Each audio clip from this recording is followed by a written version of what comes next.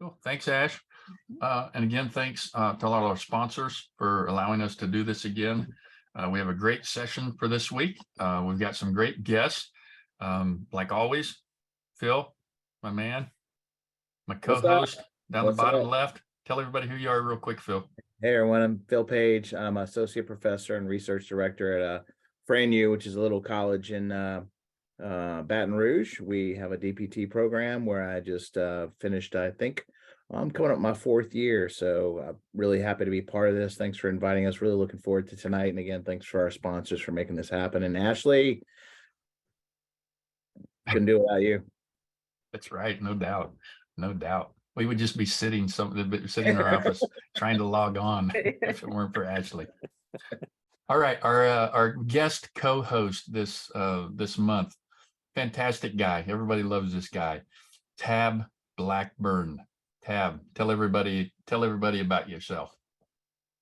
Well, I've just started my 4th year of retirement, Nice. but it doesn't mean I still get all the journals. I still do some reviews, not for the International Journal that much, but Sports Health, George has me do a few. I can change that tab. That's right. I know Be you careful can, what you wish for. That's right. Sign him up. I wanted to back out of that just a little bit, but 45 years, physical therapist, athletic trainer, lived in Columbus, Georgia, in Reading, Pennsylvania, New Orleans, and then back to Georgia for the last 13 years of my professional career. Practicing in a small town, doing what a sports therapist loves to do, is work with a small high school that wouldn't have any help if I wasn't there. And again, keeping up with everything that's been going on in our profession, both politically and legally and education wise and research wise. So it's been a luxury to have time to read in depth. When you're practicing and busy, it's really hard to keep up with that. So keeping my toe in the water. Yeah, that's kind of why we hope that people like this, so we can talk about the articles and they can just listen and join in and hear us discuss all of them. So Tab, thanks so much for joining us. We really appreciate you being here with us tonight. We have 2 guests from, we have actually three articles we're going to discuss. 1 research article and 2 kind of concept articles.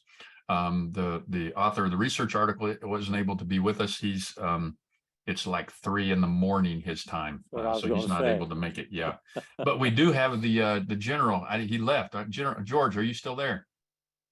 There we go. There's the general. The general, George Davies. Davies, do you want to introduce yourself? Do you even need an introduction? I'm just here.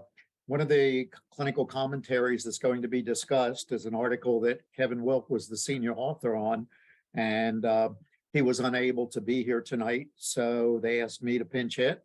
So I will do that. And again, I teach at the Georgia Southern University in Savannah, Georgia, and have been teaching and doing some clinical practice and research for a few years. Just a couple. Do you know that George and I go back to 1976 in the first CSM meeting in Washington, D.C., sports section meeting, complaining to Ron Payton how we didn't like things. Phil, I was 10. Phil, I was 10 back then. Same. Yeah, all right, Tab and I go back a long way. That's good. Accomplished a lot for the sports section over the years with all the publications, and now still contributing and trying to help with IJSPT. No doubt. Well, thanks for your guys' leadership as well. We appreciate your leadership. We'll introduce Raphael when he's able to hop on after his daughter. Raphael Escamilla is with us, and his daughter is actually running in a track meet right at this, literally, I think this minute. So as soon as he can get on, he'll hop on and we'll introduce him. But let's start with our first article. Does that sound okay, Phil? Ready to get rolling? Let's do it. Okay, so the first article is from Benke. Differences in thigh muscle activation between standing and landing exercise for knee injury prevention and rehab. And I'll tell you, just since he's not on to let us know about the study, I'll tell you a little bit about it. Their purpose was to investigate how balanced devices with progressive degrees of instability influence the activity of muscle controlling the knee joint in typical balance exercise with different demands on postural control, and if there are any between sex differences. This was a cross-sectional study. They had 20 habitually active healthy adults, habitually active. That sounds kind of like me. Habitually active healthy adults, 11 were males, participated in cross-sectional study. Single leg stance, single leg squat, and single leg landing were performed on a floor, and then 2 different balance devices.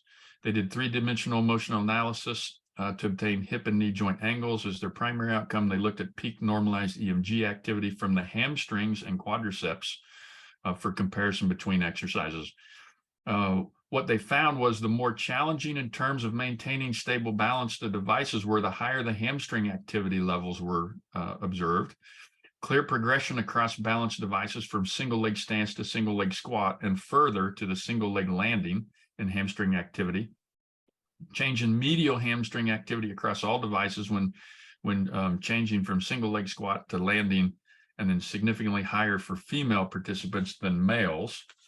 And their conclusions were muscle activity of the hamstring and quads increased when the motor task was more dynamic. Specifically, single leg landings were effective in increasing the hamstring muscle activity over the single leg stance and single leg squat. Muscle activity was significantly increased with the most unstable devices. And so increase in hamstring activity was greater in females than males, with increasing instability with the different balance devices.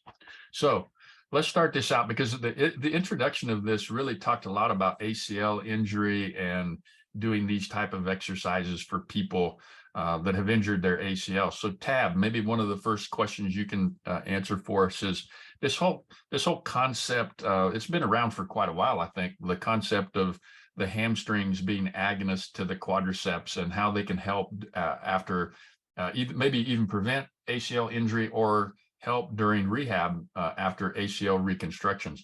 When did all this, when did all that start? Did that all start, like early on, like right after we started doing ACL reconstructions, or was it after looking at maybe some of those strain gauge studies back in the early 80s? Yeah, it did happen after those strain gauge studies, and as we got into trying to figure out towards the end of the 80s into the 90s about the role of the hamstrings. And I know there was one paper that showed that males, when they would jump and land, that their hamstrings kicked in much more quickly than females did, 100 milliseconds versus 200 milliseconds. So there is a discrepancy, or shown by that study anyway, that females are not using their hamstrings as they should to protect their knee. So what do we do? What do we do to try to get them to use them better? I mean, what is it? What do we need to do? Well, I mean, I have theories, maybe not substantiated, but things to think about. And again, I know that female athletes are stronger than they ever have been. And in the 80s and 90s, were female athletes conditioning like they are now? I don't know. That could be the difference in these particular studies. But I would think if I was jumping and landing and I was a 13 or 14-year-old, my hamstring and quad musculature would not be as stout as it should be. So if I'm not very strong, when I jump and land, I am not going to go into more of a knee flexion or forward squatting type of position like we noticed that the males go. And Hewitt showed that in his studies, that when a male jumps and lands, they go into deeper flexion at their ankle. It doesn't seem that the females are. And I would think the weaker they are, the less they would do that, because it's easier to land on a stiffer knee, a straighter knee. And again, they're putting stress across the ligamentous structure. So that's my theory why it may happen. I don't know whether there's anything physiologically different in the male and female in that. And I'd love to see newer studies on these hamstrings kicking in, and of course, Jesper showed that the females had more EMG activity as they went into a more difficult squat or up on a Bocey ball and into a squat, that they fired their hamstrings more. We don't have a timing reference to that, but boy, that would be a great study to repeat with a conditioned athlete and see what the difference is. I don't know whether Dr. Hewitt has done that yet or not. Maybe at West Virginia he can get that done. Nice. Phil, they had 20 subjects. I know we've talked about this before in multiple different studies. Is 20 enough? There, I don't think I didn't see like they did a power analysis before.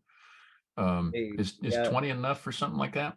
So, I mean, general rule of thumb is about 30 people Or a little for less. statistical inference, okay?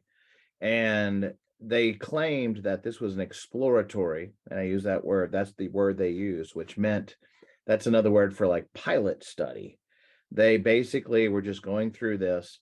My opinion professionally is that when you do a pilot study that's underpowered, you don't do statistical analysis with inferential statistics, like an ANOVA, like a t-test, because the premise of those inferential stats is that you're inferring the results of a sample on a population. And if you don't have the sample size, then your source of error, your potential for that type 1 or type 2 error is much higher. So while I'm great, I think 20 is a good number to really say that it really was underpowered. I actually ran, the power analysis based on that effect size that they got with a partial 8 of 0.5. They really just need about 30 people to be able to do that. So again, the information here is good, but when you're making inferences, the other part that I got a little sideways with was the secondary analysis was about gender. And if you're going to make a claim that females did different than males, now you're looking at 9 females. Yeah, 9 versus 11. The whole population of females. I can't swallow that. So I think that it's a good step in the right direction. I think that, and the part that you recognize is that this actually was secondary data from a study that was done in 2016 on the ankle. And I went back and pulled that article. And what was interesting is they actually did wobble board exercises, but they didn't report them here. Yes. So well, that brings up an interesting question. So one of the other questions I had for you, Phil, was if they're if they're publishing this from data from something that was published in 16, my guess is they probably gathered data in 15, 14 or something like that prior to that. When is data ever too old? I don't think it's too old, as long as you follow the standard procedures and all that kind of stuff. But the bottom line is it still was underpowered. And what I see is that potential when we go in to do a study a priori, beforehand, we make it a hypothesis. And we need to, that's the whole scientific process. We're not going to just take a study and go, well, we like these results, so we're going to pull them out. That's the bias, right? What I think, and I wish that these authors are on. I have huge respect for Thomas Banholm and that whole group over there. I think this is an excellent group of researchers in Denmark. I love those guys. But I think there was a little bit of a bias towards this hamstring problem, because when you go back and look at the citations, they had done studies on hamstrings and found some instances where, for example, that females had this hamstring issue. So they were kind of, I hate to speculate that, but it seems like they're kind of fishing for hamstring issues. And so I'm wondering why the wobble board data wasn't included. And maybe it kind of went against, their original hypothesis. And sometimes you see this when you're critically analyzing literature. Take it with a grain of salt, because there is inherent bias in some researchers, and there's a bigger, picture that we have to look at, which may not be what the authors want us to see. So you said that, so they in that study from 16, they were doing wobble board training. They had a wobble board. They actually reported on wobble board outcomes, but it was for the foot and ankle. And same again, number of subjects. Oh, yeah. And Well, that's interesting because this nine- one, well, this 19 study, subjects. oh, go ahead, 19. This one says 19 subjects were performed back then. So they probably had a few more after this one was published that they just added on to this one. Well, But this is interesting because this study that we're talking about, it says subjects were excluded. This is another question I had for the group, really. Subjects were excluded if they performed proprioceptive training Yeah. in the last 6 months. yeah, How long does proprioceptive train, why would you need to exclude someone? yeah, I don't How don't long do you, either. how long Don't do you keep understand that. proprioception Yeah. improvements? 6 months is, yeah, that's kind of a long time. Isn't that Tab? Doesn't that Yes, seem it like a is. long time? Yes, it is. Yeah. You know, Dr. Voigt did some studies when he was at University of Miami faculty on American airline flight attendants and how much better proprioception they had in their knees because they were constantly balancing in the air, and they did better than the NBA basketball players did Wow. in his findings. But the question would be, well, how long, when they retired or took a desk job, how long would that last? Because I Yeah. don't know whether you keep it forever. I'm not sure. Nobody's ever looked at it, I don't think. Yeah. Yeah. Well, okay. So next question I have for you guys is, so overall the females in this study, females had less knee flexion throughout whatever the task was, and had less knee flexion at the initiation of movement. Tab, you were talking about how the females have less knee flexion with different activities. Is that is that like the the saying of women having ligament dominance? Is that what that's from? Or is that part of why they have that? I think that definition of what happened came afterwards. I don't think anybody knows what ligament dominance might be. I know from Hewitt's jumping and landing studies he did back in the 90s showed that females did not flex their knee as much, and that this could potentially be a problem because they're not absorbing the stress of that landing. And so I don't know, is it the Chicken horse or or the the egg, carriage? huh? I don't know what came first, but we certainly have called it that. Landing on a stiff knee, then you're putting all the stress on your ligaments, and your muscles aren't absorbing any of it. So technically it would be cruciate dominant, if you will, or ligament dominant. Yeah. And I think if you guys can correct me if I'm wrong here, they said, I think in most, even in the males with increased demand, they had increased hip flexion, but not at the knee. And I was really wondering why is that occurring in these? So these aren't people that tore their ACL and they're coming back from ACL injury, and they're healthy. How did they term it? Did I say habitually active adults? Why would they be compensating? Why would they, as healthy, normal people, be compensating? Do we all do that? That's a when we great land? question, Phil. Or George? Maybe George can hop on and. I'm not sure what their why they found that. Perhaps with the more flexion, they're recruiting the G max, because as you flex more, you recruit the G max, and that in turn is going to help stabilize the pelvis, which in turn stabilizes lower extremity. That would be one of my guesses as to why they're going to flex more. So you think it's more of that than they're not attempting to offload the knee. You think they're just recruiting a larger muscle to.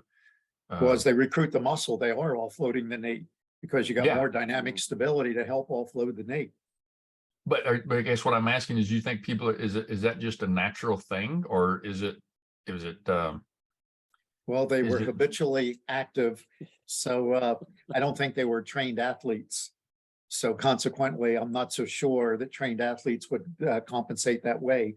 Whereas people that are weaker, and again, as they're loading, then they might lean forward in order to recruit more musculature. I don't know.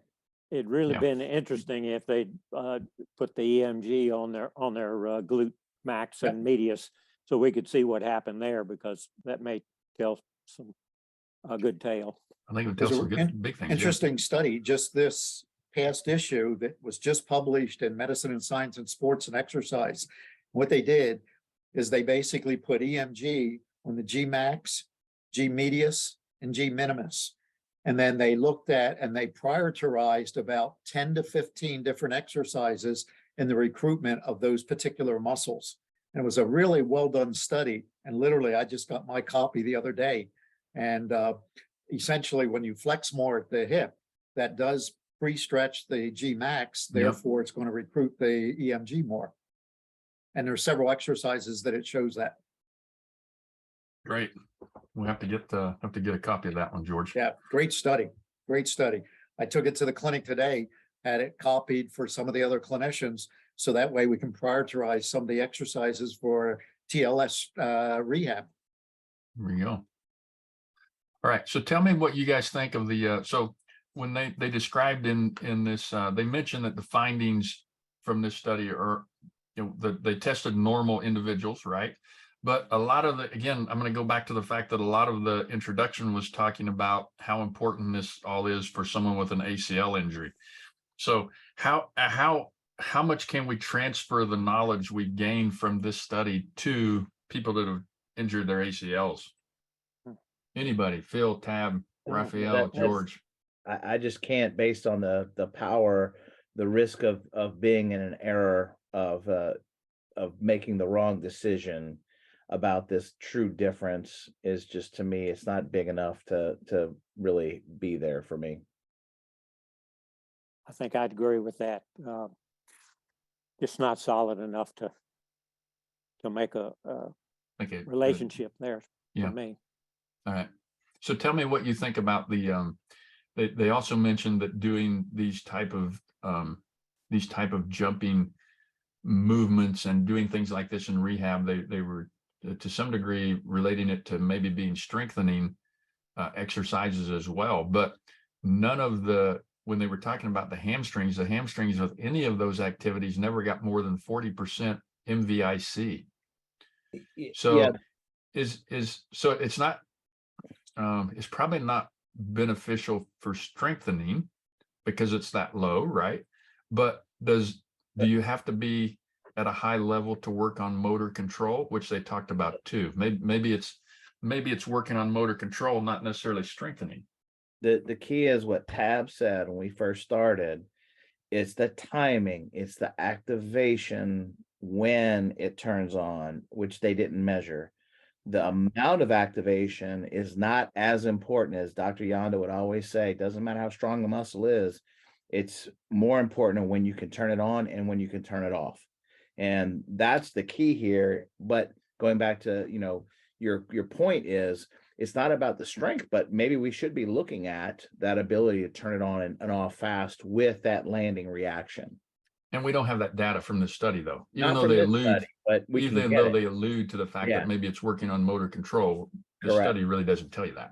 Correct. That's what you're saying. Yeah. Yeah. And we need to move past this whole, percent of max MVC stuff. That's great. But what's really important is, can I turn that muscle on and off at the right time? All about timing. Yep. Good.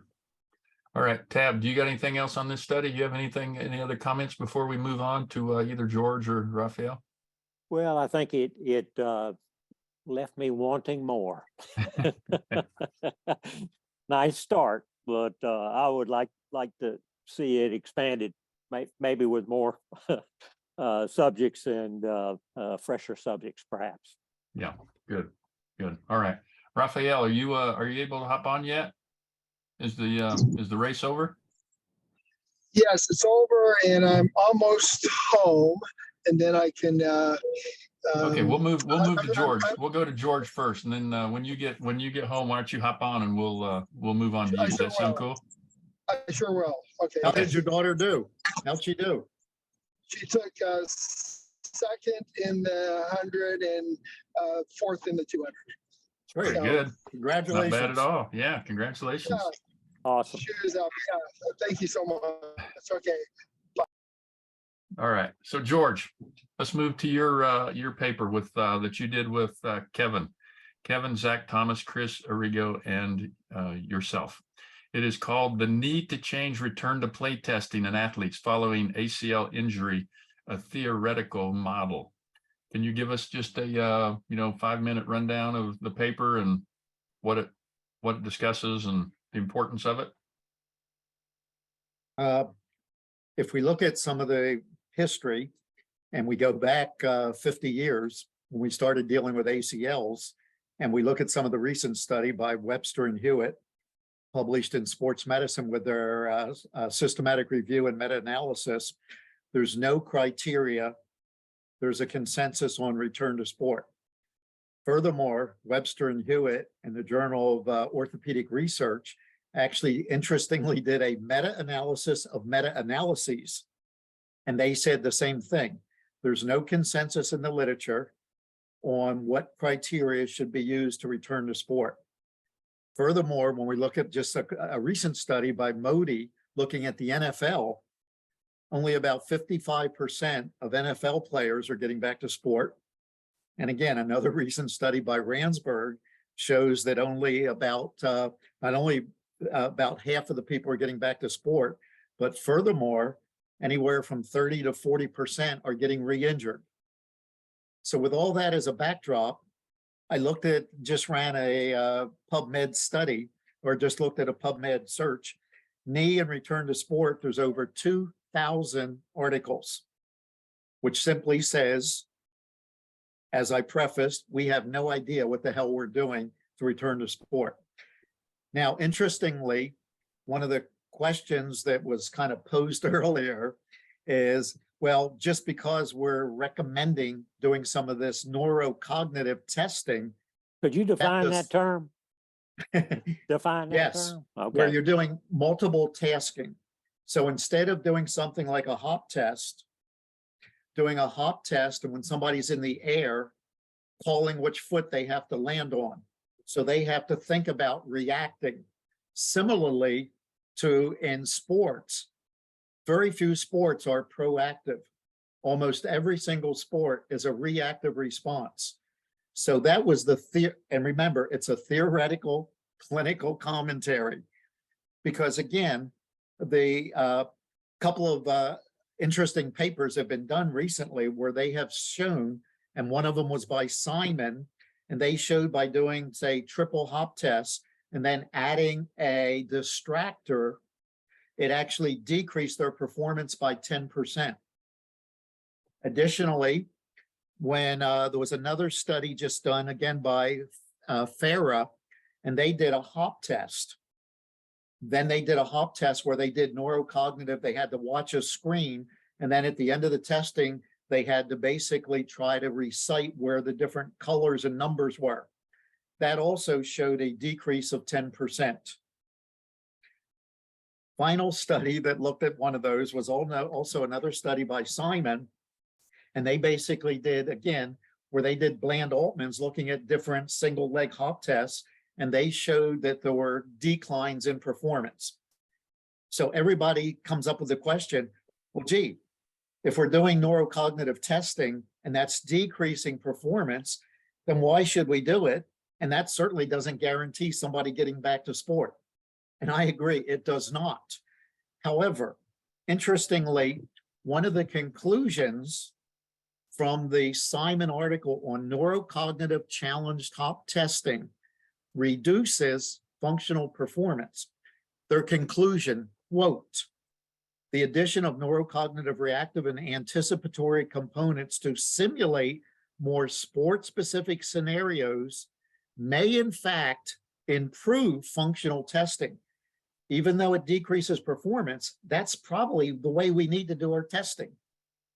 The last thing that I found very interesting, and one of my buzzwords recently, anybody who's heard me talking, is always the concept of ecologically valid testing.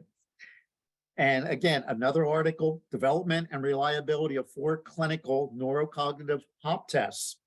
Simon was one of the authors on that one as well, published in Journal of Sport Rehab.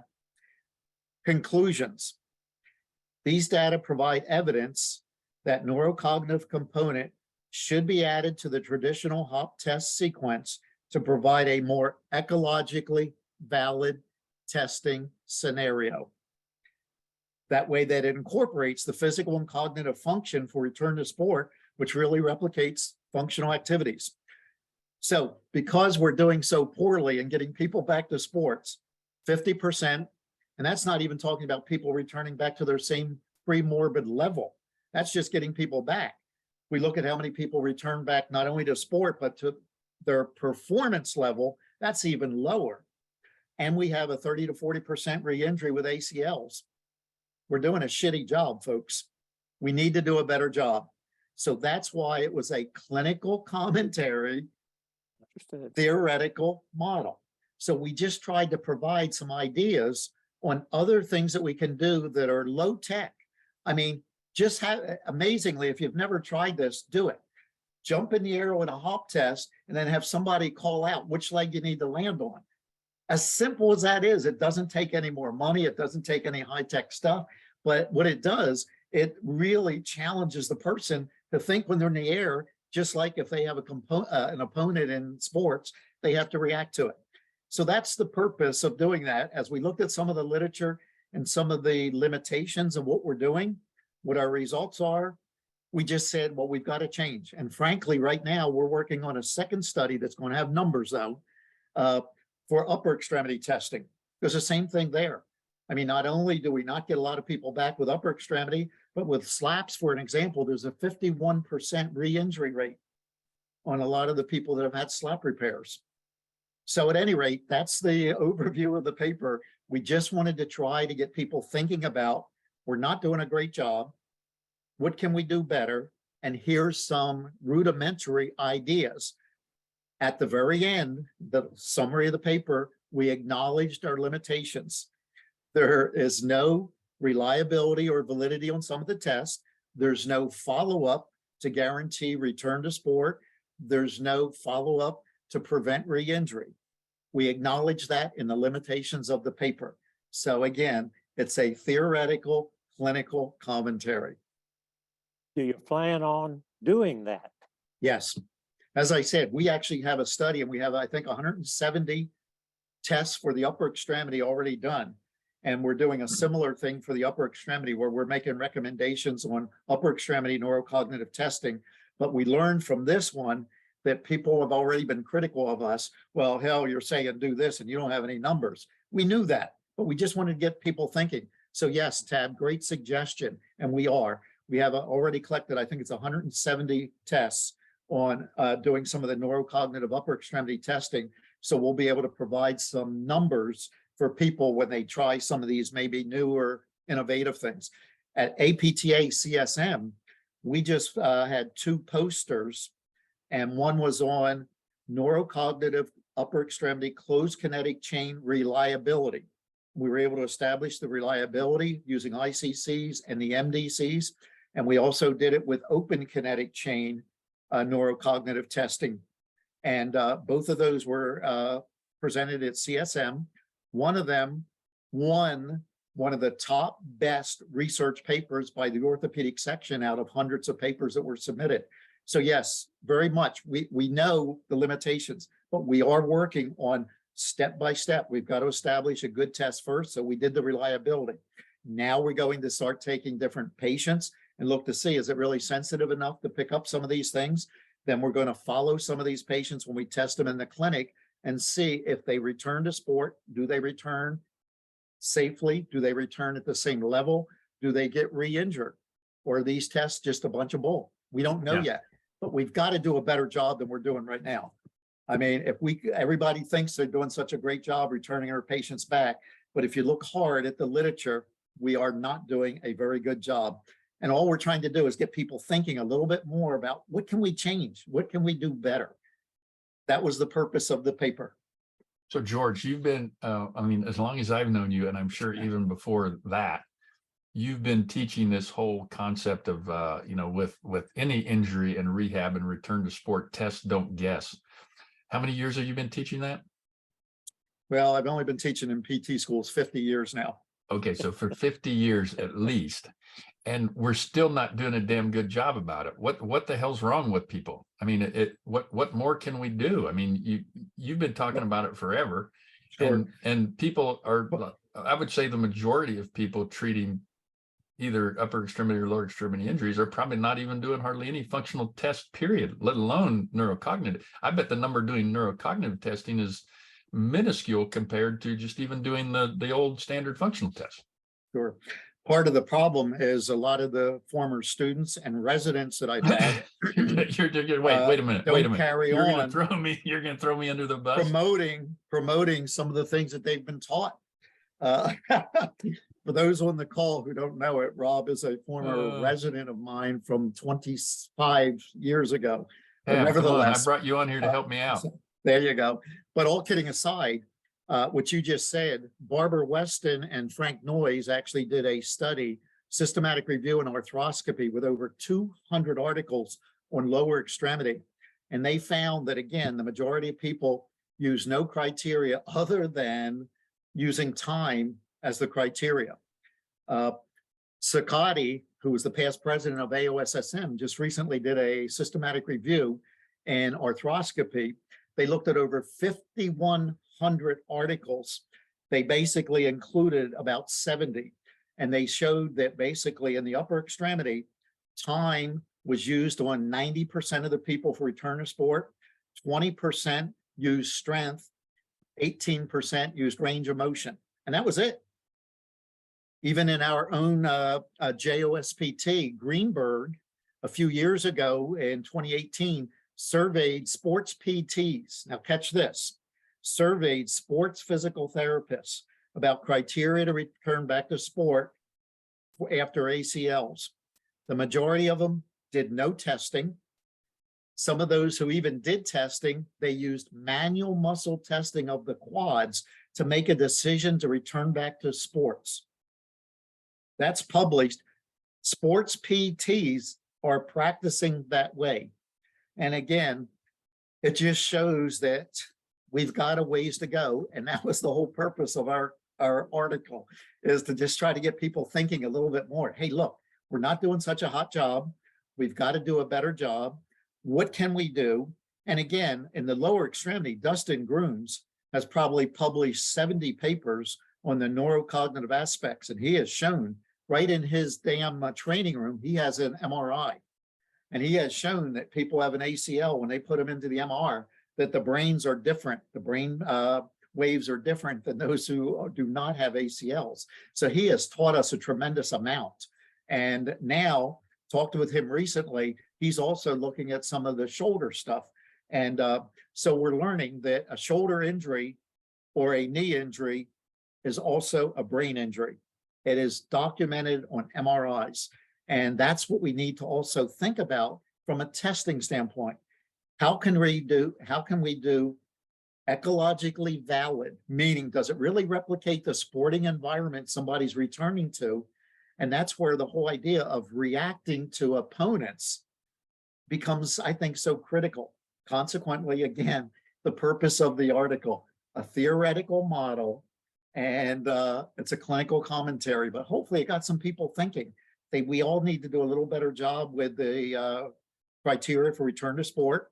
And likewise, as I said, we've got a follow-up study, and Tab's great suggestion that we're going to have some numbers to back it up instead of just talking about it. Good. Well, thank you, George. Let me jump in real fast. Yeah. So what I want the listeners to hear is, and you guys are talking about, why are we still stuck in the Stone Age with return to sport? And if you dial that back, you're thinking about, well, what are they learning in school?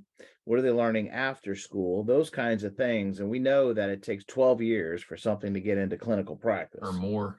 Right. And so what you're seeing here is the first evolution of that, which is that clinical commentary, which gets the thought process going.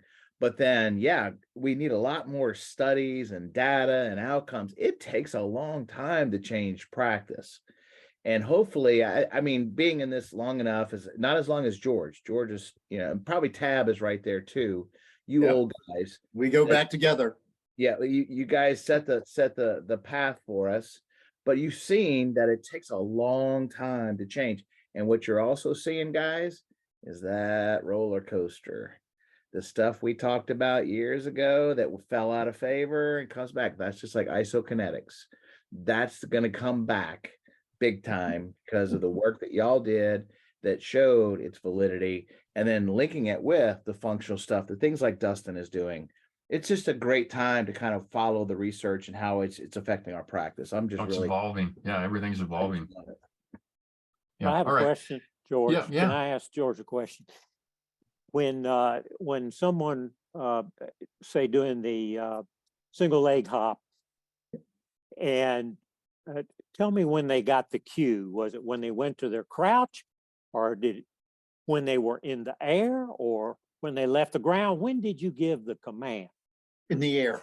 In the air. Once again. So if I'm going to be in the air and I've got to cross over a line, how do I do that if I'm directing my force straight ahead because I don't know where I'm going? How do I cross over the line? That was my technical question. Yeah. Well, if it's a single leg hop, it's not a crossover hop. So again, we Yeah, recommend but it how'd if they you do start- the crossover hop? Oh, the same the way. air. Again, when they're in the air, they're going to have to pivot their body just like they would if they were in a sport. And you're basically doing something and you're in the air, you're going to have to pivot your body to try to transfer the weight to one side or the other. I mean, again, these are just some theoretical models. I So, understand. starting with the single leg, that's Sure. something just for food for thought to get people thinking. Okay. And again, as they're in the air, or if they're hopping to one side, the question wasn't so much of which leg as which side of they're going to land on. Yeah. So you and can if do they it both pushed off ways. straight, how can they change in the air to Oh, get they over can. there? Sure, They're just like cats, Tab. They're Yeah, like a just they're cat. like You know, you cats. ever dropped Okay. it? You ever oh, you dropped can a just cat switch your upside body down? weight. You Yeah. can just switch your body weight if you're in the air. Yeah. I mean, hell, in George. martial arts, we did jump spin kicks and you were all over the place. I mean, when George, you have body control like that, is not a big deal. in my frail old age, I cannot imagine myself being able to do that. So that's why I asked. What you have to do But tomorrow it's a is good just point. turn around, go right in front of that beautiful pool you have behind you, set a spot directly in front of you, jump toward it, and then see if you can't land on either side. Okay. In the pool. Yeah. In the pool. where In it's the safe. pool. Okay. That's It'll what be I said, safe in the for you pool. that way, Tab. I'll We give won't it a break try. anything. So, All right, everybody, let's move to our last guest here. He's finally back on with us live. Rafael Escamilla. Rafael, tell everybody just quickly about yourself. Okay, so I've been at Sacramento State for 20 years. I teach in the DPT program. I was 5 years at Duke before that, teaching in the DPT program. So it's 25 years of DPT. And I do sports medicine research, mainly in two lines of research, knee biomechanics and exercise, and shoulder and elbow biomechanics in the overhead throwing athlete. I've really enjoyed this. I've been listening intently, other than when I had to record my daughter run, then it won't let you do Zoom and record at the same time, I found out. But we got about 200 years of experience with Tab and George and Rob and Phil here, not just clinical experience, but research experience. So I don't know if the audience really realizes what we got here today and the giants of our field. But anyway, I've really enjoyed it. I'm going to try to attend these more often. There you go. So We'll have to thank get you for on having again. me. We'll have to get you Yeah. on again. Thank you. So Raphael's paper is my top 5 concepts for selecting lower extremity exercise for cruciate ligament and patellofemoral rehab. Raphael, can you give us, we have about probably 10 to 15 minutes left. Can you just give us like a quick overview of your paper, and then we'll have some questions for you? Yeah, so it's kind of a summary of a lot of the literature that's been done on knee biomechanics, in particular, 2 really areas: patellofemoral loading, both force and stress. Stress, of course, is force per unit area, and cruciate ligament loading. And so that's really kind of my focus as a collegiate athlete and a competitive powerlifter for 15 years. I got very interested in this topic early on. Really, I got into it to enhance performance because that's all athletes really care about. And then later in life, through the inspiration of working with Kevin Wilt for many years, I got interested in physical therapy. So it's like I said, it's kind of a summary of a lot of the papers that I've done and others as well. And just to I know, can I talk about just quickly cartilage loading? Yeah, Rob, yeah, that yeah, was one of your questions. yeah, yeah. Wanted to have Bone addressed bruises. anyway. So I Yeah. just like, this is such an interesting thing because in lifting, weightlifting exercises, both closed chain and open chain, there's many times body weight of compressive loads that are going across the knee, the hip, the spine. And the question that comes up so much is how much is enough? How much is too much? And we all know cartilage is avascular neural. How do we keep it healthy? And we know that you keep it healthy by not doing too little and not doing too much. And my students always ask me, what is the right amount? What's The the magic? optimal? Yeah. What's the secret sauce? And I Yeah. always have an answer, a very confident answer. I don't even hesitate. Just enough. Yep. Just enough. I'm walking around with 2 total hips replacements and 2 total shoulders from 15 years of competitive powerlifter. I'm quite Too convinced. much. You did too much. I'm quite convinced of that mine was too much. But I'm just always so encouraged by looking at the literature, and there's getting to be more and more out there, both human and animal models now, looking at runners, distance runners, marathon runners, and there we can get into other issues on why this is, but most of the time they don't have bad knees, they don't have arthritic changes, and they're out there pounding the pavement, for hundreds of miles a week oftentimes. And so these are encouraging papers to read, and we need more of them to find out. But we know in running, let's just take running, you have your ground reaction force is 2 to 3 times body weight. But once you add all the forces from the muscles contracting around the joint, you're talking at 4 to 8 times body weight, depending on how fast you're running, of course. And that's quite a bit. Now, in my studies, I also model the compressive loads, and you get similar forces with what we would call moderate intensity. So let's just say, somewhere in the 65 to 80% of your 1RM, let's just, for the sake of argument, let's just say that's around moderate. Let's say 8 to 12 reps, because most of the audience can relate to that. 8 to 12 reps is being probably pretty safe and probably pretty good way to stimulate cartilage and keep it healthy throughout your lifetime. Because again, that's what these papers in the literature on running are showing. And then there's others like on impact aerobics, for example, where they've looked at people that have done that over time, 3 days a week, only 20 minutes, not very long. And they, through MRI, and they've looked at the cartilage and found that, it's remodeling in a healthy way from this exercise. And we know even impact aerobics that several times body weight, once you factor in the muscle contracting, because they're going to produce additional compressive across the joints. So anyway, I just wanted to start off with that because I think it's, we know that doing too little is a problem, especially if you're overweight, obese. You're carrying all that weight around constantly, and you're not getting enough nourishment to the cartilage. So it wears out that way. And then some of the studies, there's limited data, unfortunately, but have shown that too vigorous of exercise. So again, just for the sake of argument, let's just say over 80% of your 1RM, since we're talking about lifting, 80, 85% and above, let's say. We're getting into the vigorous intensity now in training.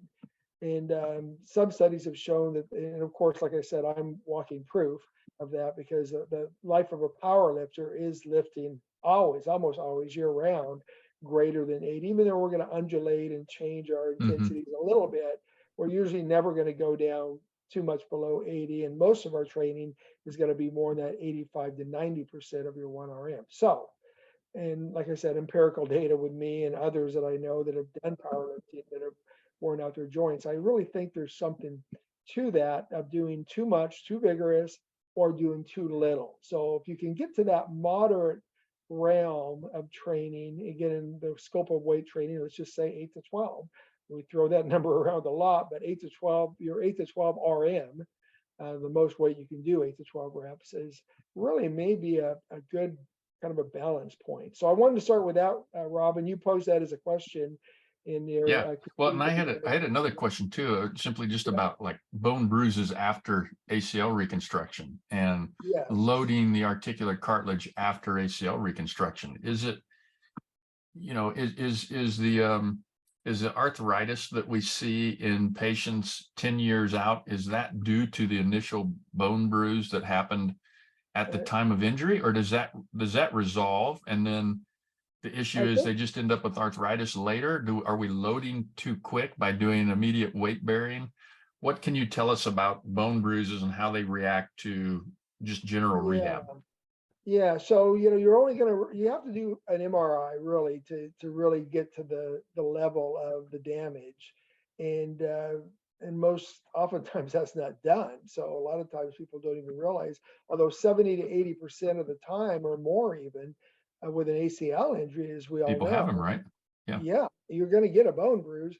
Oftentimes that can come with a concomitant amount of cartilage damage as well. So you got two issues here. You got the cartilage, and of course you got the subchondral bone, and both those can be injured with an ACL injury. So we have to be very cautious of that, and it's really a tough. I mean, I've searched the literature for years to try to understand this better myself, and still we're not at a great place because it's so variable with these bone bruises. Now, of course, with ACL, it narrows the gap a little bit because if you tear your ACL, most of them are going to be pretty traumatic. But even then, if you did MRIs on 10 different people, you have to look at the location. Of course, you have this sudden impact of the two bones coming together. You got shear loads, you got compressive loads. Where's the impact? Where's the damage? How much is the damage? And some are going to be less than others. It's quite, it's pretty expensive to do these, studies with MRIs and trying to get them, after they injure their ACL and then publish a paper on it. And there's just not a lot out there, unfortunately, on that. Yeah. So we really don't know yet. That's kind of the short answer. We really don't. There's papers out there that definitely get you thinking that we got to be careful of jumping on bandwagons and saying one fix or one stop fixes everything or addresses everything, because it's quite complex than these bone bruises. Well, why don't you talk to us just in the couple minutes we have left here? The part of your paper is talking about ACL strain during exercise. And of course, I mean, if you've read the literature in the last year or two, you realize that ACL strain during exercise is still a huge topic, whether it's deleterious or not, whether you can go through, loaded knee extension through full range without injuring or stretching or damaging a ligament, or whether you need to still go with limited range of motion early on. What is all your take on ligament strain and during exercise? What's safe, what's unsafe? Yeah, so obviously in the healthy person, it's very safe. The loading matter. and weight bearing and non-weight bearing is very little. But yeah, and now again, this is not an easily addressed question, because now you have to look at the graft. Was it a hamstrings graft, soft tissue to bone fixation? Was it a allograft and an autograft? So there's a lot of variables there as well that have to be looked at. But my gut is, and of course, what makes it complex too is the injuries concomitant with the ACL. You got your bone bruise, your cartilage, your meniscus, and all those are going to kind of limit how much compressive loading you can have early on. So most of these are not isolated. If they were, it'd be a lot easier to apply some of the results because you really don't have a lot of loading in the reconstructive ligament. You posed a good question in your critique. Is some loading is probably good.